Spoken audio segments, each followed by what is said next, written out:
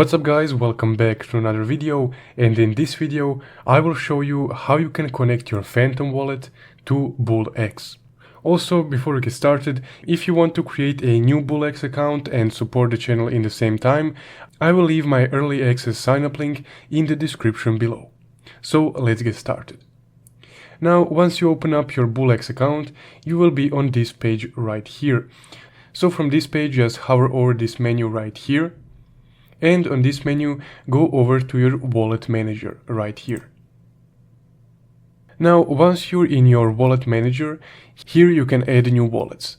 So just go ahead and click on Add Wallet right here. As a wallet type, select Solana and enter the wallet name. Now I will just enter Phantom. And here we need our Phantom wallet address. So just go over to your Phantom wallet right here, the extension that you installed. Or even if you don't have an extension, if you have your Phantom wallet on your phone, you can just go over to your phone and email yourself your wallet address. So I will just quickly log in. And in our Phantom wallet, we need to click on Receive right here and copy our Solana address. That's it.